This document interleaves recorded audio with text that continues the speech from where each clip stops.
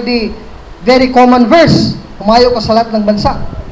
Mark 11:17, my house shall be called a house of prayer to all nations. And how did the apostles interpret the word house for all nations? The house is the church of God, 1 Timothy 3:15. And they interpreted it in two words para ma-ikli. Anong iglesia? Hemenhon, Ecclesias Catholistes, kay Judias, kay Galileas, kay Samarias. Gawa 9:31. Praxis Apostolos, the Acts of the Apostles. I am the first Catholic to study the Greek and found out that verse. So it is a gift, my gift of discovery to you. But actually it is not mine because it is ours. Ating na lahat. Ako lang nakadiscover. Di ba? To discover it does not belong to you. It belongs to us all. It doesn't need to be known na I discovered it first. I went to Father Jerry Tapiador 7 years ago when I discovered it. I told him, Father, is this true? In the Greek? Sabi ni Padre, uy, you discovered something that no other church fathers have known. Sabi ko, can it be used, Father? But actually now my stand is this. I do not really defend the church by the letter. Kahit wala yung letra po letra, I can defend the Catholic Church because our church is not a name game church. Na letra po letra, Iglesia ni Cristo, Roma 16:6. Huwag kayong pahigop doon sa name game. Ginawa ng letra po letra, meaning, you adopt the Bible-only principle of the Protestants. Brad, basahin mo sa Inkarnasyon sa Biblia. Brad, Santissima Trinidad, letra po letra sa Biblia. Huwag kang pahigop dyan, mahanap ka lang Biblia, babasa letra po letra. Kasi kung you will give that demand, meaning, you affirm their doctrine to be true, na Bible alone pala, letra pala, titik pala. Di ba kanina binasa ko, unang Korinto 2:11-14? Try to review it again in all versions of the Bible, Catholic and Protestants. Words, pananalita, statements, mga bagay, hindi lang isang salita, hindi ka makabasa sa Biblia. Nga ang aral ng Diyos, isang salita lamang. Sige, basahin mo sa Biblia.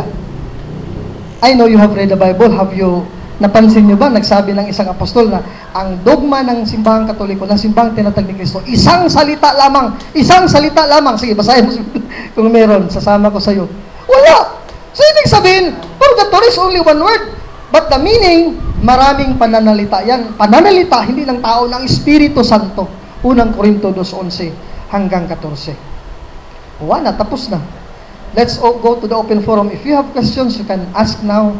Yung mga doubts nyo, yung mga any objections against the Catholic faith that you encountered. I know there are many thousands of objections over here in NCR kasi dito nanggaling sa inyo ang mga malalaking relihiyon, di ba, Brad? And they are also studying our arguments. And they read our books, misquote it, use it against us. Study also the Bible, study the Greek, and use it against us. Kaya, kaya natin sagutin lahat ng tanong. Mga tutol nila at mga tuligsan nila, kahit yung ka-Apostol Ferios. Actually, when I was in Luneta 7 years ago, yung kasing member niya, Brad Jeff, challenge me, Brad Alvin, kaya mo ba si Ferios? Yung ano namin, head namin. Oh, pirmahan mo itong papel ha, then I will go to Mr. Ferios and have this sign para ma-formal. I waited for a month. Naabutan na lang, naubos yung fan ko, kaya nakauwi ako. Walang bumalik. Walang bumalik. Bakit? Because they have heard in the plaza. May nakapagsalita doon, may tik-tik doon. Na yung isang mananampalataya doon na hindi Katoliko, hindi namin kasama ni Ferios, pero ang kanyang doktrina, katulad ni Ferios, na may apostol pa sa iglesia ngayon.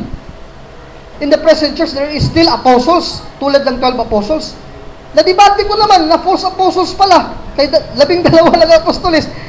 Yung si Nicky, yun, sabi ko, wala na. Hindi na false apostles na yan.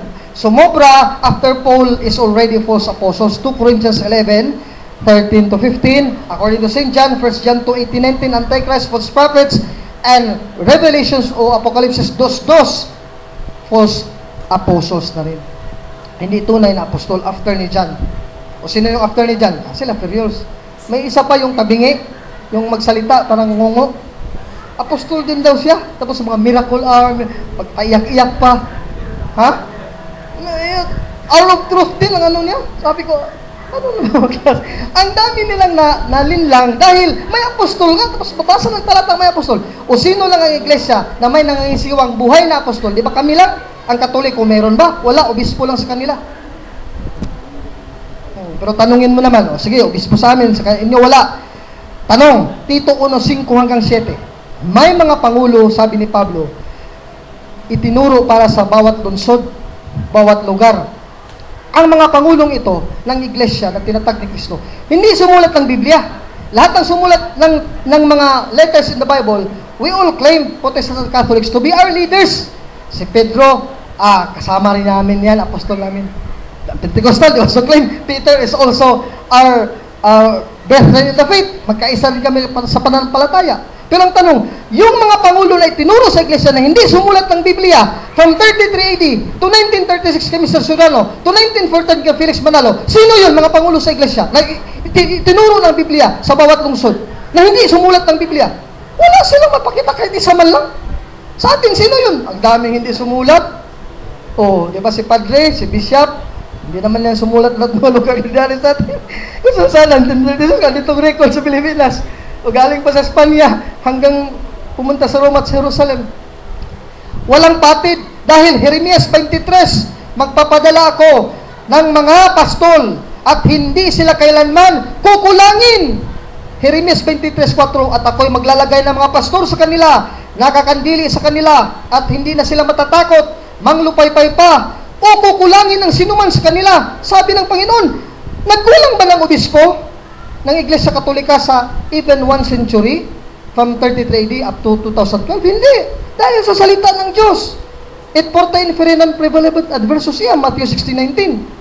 Sino yung mga pastor na ipadala na hindi magkukulang sa iglesia na itatag niya sa kanyang kaharian? Basa, Gawa 20:28. Ginawa kayong mga obispo para pakainin nyo ang kawa ng iglesia ng Diyos. Iglesia Katolika lang yan, may obispo. Kamo Soriano, may obispo kayo? Wala. Hindi kayo yung tunay na pastor. Kulang na kayo ng obispo, wala kayo obispo. Kulang na kulang kasi wala kayo sa obispo. Tingnan mo, ang lakas ng natin, ng argumento natin, if the Bible is so rich and our manual is so rich to help us, what we have just to do is to study the manual with humility and prayer. You know how to say the rosary. Sabi ko ni Brad Jeff kahapon, Brad Jeff, 7:30 we should all be here. In Cebu, we do this. Saturday, the anticipated Mass is supposed to be Sunday na. Pero sa amin ang ginagawa ng Musefi, that is a Thanksgiving Mass Day for closing the week kasi Sabat lang ng Hudyo. Yun ang katakusan actually ng old times na week. Kasi doon namatay si Kristo. And then, opening the week is Sunday early morning. So you go to Mass, anticipated Mass, to close that previous week with a Thanksgiving Mass offered in your heart to God. Yung anticipated Mass. And then go back again the first thing in the morning at 5 or 6 o'clock in the morning on Sunday to begin your week with the Lord. And then Friday, the day when Christ died, yung lumabas yung tubig at yung dugo sa kanyang kiliran, yun din ang time for confession. Do confession once a week, every Friday, every 3 o'clock p.m. And you will convert many people. You will just notice that this certain woman asks you a question, he comes from another religion, and then later inform you after a month na he was enlightened by your answer. Hindi naman ikaw yun ang may kapangyarihan maghimok sa kanya to go back to the church. It is the work of the Holy Spirit. Kasi effective because you are in a state of grace. Yung salita mo may kapangyarihan kasi nandun yun si Kristo. Sabi ni Father, Christ speaks in you. 2 Corinthians 13:3. Do you want proof that Christ speaks in me? Hindi ba yun mahihikayat na si Kristo nagsalita, hindi na si Brad Alvin? Kasi talata ni Kristo ng Biblia, hindi naman invento ko yan. So if you do that, again, once a week, hindi yung once a month, hindi yung kung may time lang, try to discipline yourself. Kasi basok araw-araw nagsisimba, early morning, not evening. Kasi kung evening na, ibig sabihin, last pala ang Diyos sa araw mong yan. That certain day, una mo yung negosyo mo, yung pamilya mo, yung trabaho mo, and then ending na lang, kung may time ka, hindi ka papagod, punta ka ng simbahan 6 to 7 or 5 to 6, para last na lang si Lord. Dapat, kung gusto mong magpunta ng simbahan 6 to 7, gawin mo na lang 5 to 6, first Mass. Meaning, you really make the Lord first. And I also asked Bansok, before I don't know how to memorize, I only memorize 3 verses of the Bible, Matthew 16:18, Matthew 28:18, 20. Yun lang ang alam kong matalata sa Biblia, 3 verses, o John 14:16.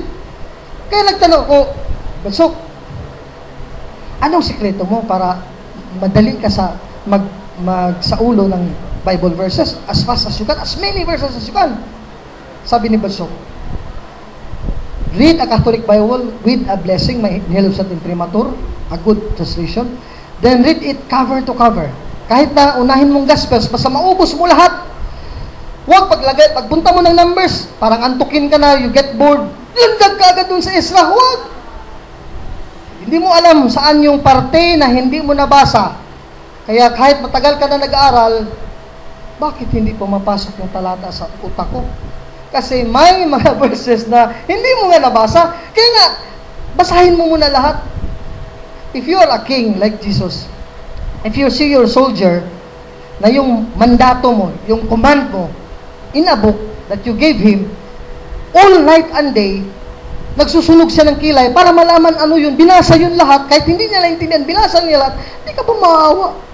Tsaka dami ng Katoliko dito, si Bradshaw Fernandez, kahit gabi na, susunog ng kilay para basahin mula Henesis 1:1 hanggang Pahayag, Apocalypse 22:21. Siyempre, maawa ang Panginoon. Di, alangan ibibigay yung kaalaman ng lahat ng talata doon sa hindi nag-aaral. Siyempre, doon sa sundalo na nag-aaral. Kaya yan palang sikreto.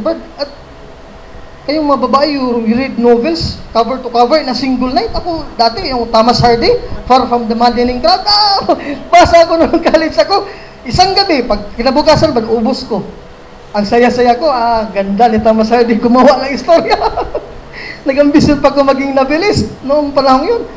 Now, I thought, kung nagawa kong basahin yung mga librong yun, mga novels, mga Nancy Drew, mga etc., mga magkakapal din yan. It takes time.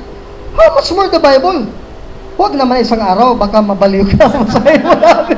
In a single day from Genesis to Revelation. Ibig sabihin, set time, but your intention is to read it all. No matter how it comes late in 1 year or more than 1 year, basta your intention is to read all. Pope Leo said sa Douay Rhymes, sa Latina Vulgata original, those who will read the Word of God, full from Genesis to Revelation, will be given a special wisdom. Special wisdom from all the rest. Kasi special nga. You will know the Word of God by rote memory. Yun yung sinabi ni Bansok. And he proved it by his own life. Then, I followed it also. Sabi ko, Bansok, ilan na ba ang Bible translation ng Catholic na nabasa mo? 12. Binigyan mo sa tangitima, 12 na ka-Bible, nabasa na cover to cover. Tayo nga, wala nga guidance. Tapos, gusto ko talaga maging si Bansok. Diba? Ang daming talata. Ang sarap talaga para madibati kung yung mga yan. Talo ko talaga yan lahat, lampaso ko lahat. Ang ganda at ang tayog ng ambisyon mo, pero ang gawa mo, tamad ka mag-aral. Sabi ni Padre, bawal tamad dito sa silti. Kaya mo, simula ngayong gabi, huwag na muna ngayong gabi, baka mabaliw kayo bukas. Relax muna. Then, tomorrow night, read your manuals, read your Bible. Sabi nga ni Badlamon, cover to cover mo muna ang manual, and then go back, topic by topic to memorize na. And ask with prayer to the Holy Spirit, guidance, with the help of Mama Mary and all the angels and saints in heaven, to enlighten you. Kasi yung si Mika is a prophet. When you say, and then Father, Son, Holy Spirit, Prophet Mika, Prophet Joel, enlighten me with this prophecy. That prayer, the Prophet Joel, walang tumataos ka na. Ito, ang bait-bait ni Jeff, sa dami-daming Katoliko, siya lang tumawag sa akin. Kaya paalam ko sa iyo, Jeff, ano yung Joel 1, Joel 2, Joel 3, wala namang tumatawag sa atin sa propeta. Pero maraming nagbabasa. Why? We do not believe in the Old Testament prophets anymore. We are personal friends of the saints, Old and New Testament. Matthew 13, 51 to 52. A wise man, a head of the household,